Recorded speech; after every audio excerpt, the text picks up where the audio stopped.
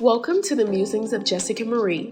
Healing a loved one after they have surgery is always a stressful time. You have to ensure the patient follows the after-procedure instructions of activity or diet restrictions to ensure proper healing. Sometimes you have to physically support them if they don't have the strength to do so themselves, and other times you have to take care of household duties that they're unable to complete during that time period. Healing a fur baby adds an additional challenge of keeping their activity restricted when all they want to do is play and run around. They don't understand that they must rest in order to get back to their normal routine. It's one of the most difficult things to manage, especially when they start getting annoyed from being cooped up. During her healing process, we didn't keep Nala in the cage 24/7, but there were definitely certain moments that she had to be contained due to her energy and excitement. For example, whenever Chris and I came home, she would be so excited to see us and she would try to run, jump, and stand up on us for attention.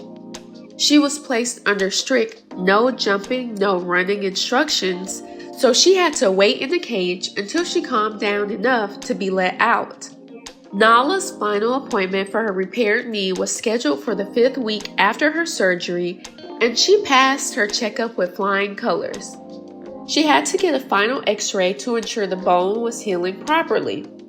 The doctor came in and let us know her knee looks perfect and that we can start easing her back up to her prior activity levels.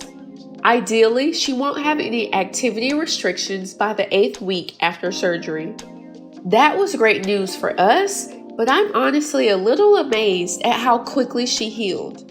Maybe her knee muscle wasn't torn to shreds like we thought it was, and there was minimal repair needed.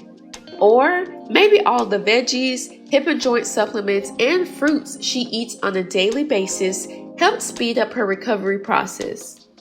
Whatever helped, I'm just glad she's back to her normal self. Once we got back from her appointment, we immediately walked her slowly upstairs. She was nervous at first to put weight on her back leg, but after the 3rd one, she felt a little more confident. She also had to get used to coming down too. Chris and I made sure to walk slowly in front of her so she didn't just sprint the stairs before she built her strength back up. I would say she hadn't gone up the stairs uninjured in at least 2 months prior, so I bet it was a big adjustment for her.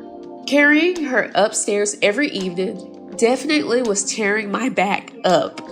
While she's a little baby, she's still 65 pounds of solid, lean muscle.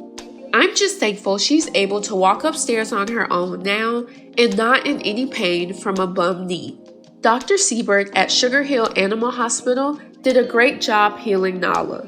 She seemed to really care about her patients and met with us each time we came into the office. We were referred to her by Nala's normal vet who diagnosed her condition. The biggest piece of advice I'd share about owning a pet, particularly a dog, is to get them on pet insurance as soon as you get them as puppies. Just based on how easily they get injured, you'll find yourself needing to make a claim quicker than you think. While most claims and issues are relatively inexpensive, you never know when your dog might need a $5,000 surgery that's not optional. Hard decisions will have to be made, and you just don't want to put yourself in that situation. The pet insurance we use is Healthy Paws. They get the job done for the most part and have different plans based on how much they'll reimburse once you meet the deductible. Unlike regular human health insurance, the claims don't bill directly to the insurance company, so it's important to have all your pet medical records and receipts organized and handy. Overall, I don't have any regrets getting the surgery for the dog. It was the difference between her limping around, potentially in pain, and being a carefree 3-year-old puppy. The money spent will ultimately make its way back to us tenfold, but the peace of mind we have that Nala is healed and healthy is well worth the journey we've all been on. If you enjoyed this episode, let me know by giving this video a thumbs up, leaving a comment, and subscribing to my channel. I'll see you in the next episode. Signed, Jessica Marie.